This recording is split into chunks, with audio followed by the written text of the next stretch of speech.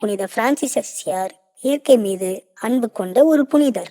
இறைவன் படைத்த இயற்கையின் வழியே இறைவனின் மகிமை அடைய செய்தவர். அவரோட வாழ்க்கையில ஒரு நாள் அவரை பின்பற்றி வந்த மக்களோட பயணம் செஞ்சுட்டு இருந்தாரு.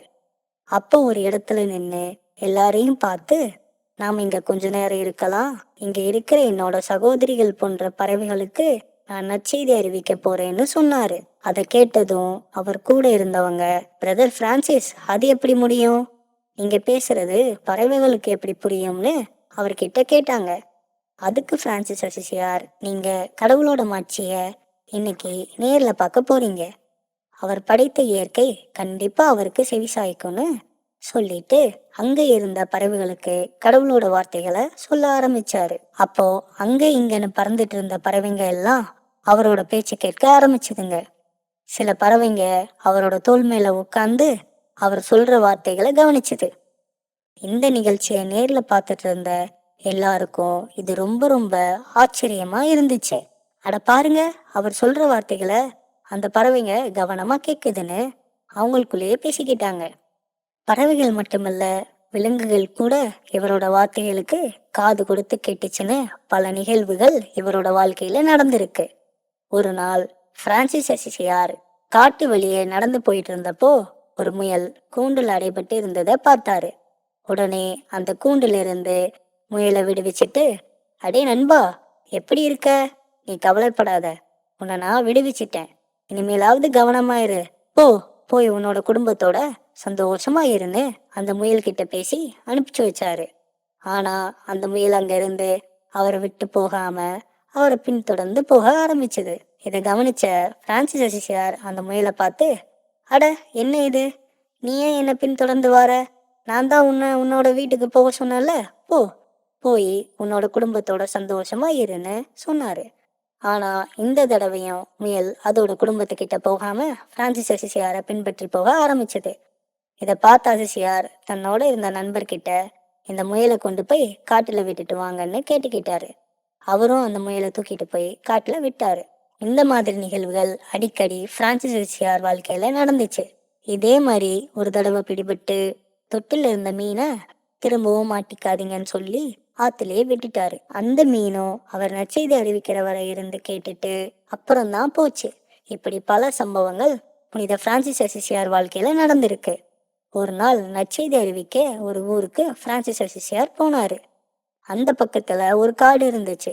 அந்த காட்டுக்குள்ள இருந்த ஒரு ஓநாய் ஊர் மக்களை ரொம்பவும் துன்புறுத்துச்சு.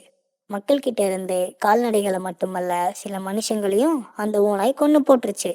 இந்த சம்பவத்தை கேள்விப்பட்ட அசிசியார் இதுக்கு ஒரு முடிவு கட்ட நினைச்சாரு. அந்த ஊர் மக்கள் ஓநாய்க்கு பயந்து அந்த ஊரோட கதவை மூடிட்டாங்க. ஆனா அசிசியார் வெளியே போய் அந்த ஓநாய் கிட்ட பேச விரும்பினாரு. இதை கேட்டதும் அவரை சுத்தி இருந்தவங்க, உங்களுக்கு என்ன பைத்தியமா பிடிச்சிருக்கு, நீங்க போனா அந்த ஓநாய் உங்களையும் கொன்றும்னு சொன்னாங்க.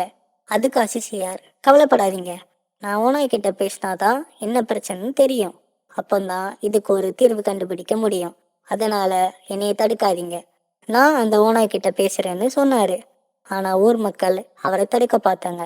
ஆனா அசிசியார் மக்கள் கிட்ட பேசிட்டு ஒரு வழியா காட்டுக்கு கிளம்புனாரு.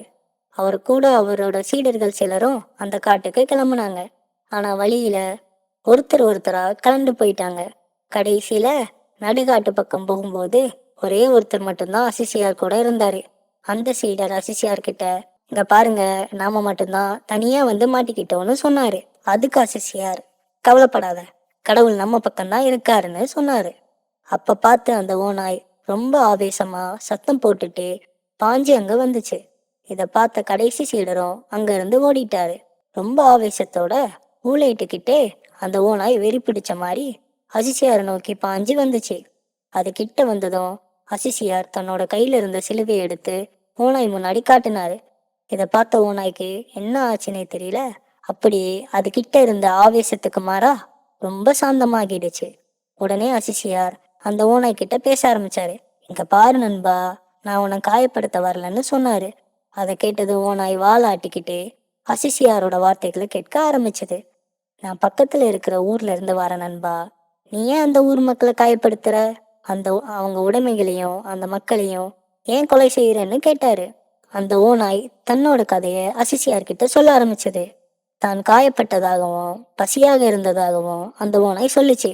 இதை கேட்டதும் ரொம்பவே வருத்தப்பட்ட அசிசியார், இதுக்கு ஒரு முடிவு சொல்றேன்னு சொல்லி அந்த ஓநாய ஊருக்கு கூட்டிட்டு வந்தாரு. அந்த ஊரின் வாசலை நெருங்கும் போது இந்த காட்சியை பார்த்த மக்களுக்கு அவங்க கண்களை அவங்களாலே நம்ப முடியல. ஓநாயோட நிலைமை குறித்து அசிசியார் அந்த ஊர் மக்களுக்கு எடுத்து சொன்னாரு. மக்களும் அந்த ஓநாய்க்கு உணவளிக்க சம்மதிச்சாங்க. ஒரு வழியா அந்த ஊர் மக்களோட பயம் நீங்கி எல்லாரும் சந்தோஷமா இருந்தாங்க. இப்படி இறைவன் படைப்புல இருந்த யாரையும் வெறுக்காம எல்லாரையும் புனித பிரான்சிஸ் அசிசியார் அன்பு செஞ்சாரு. புனிதரை போல நாமளும் யாரையும் வெறுக்காம எல்லாரையும் அன்பு செஞ்சு வாழணும்.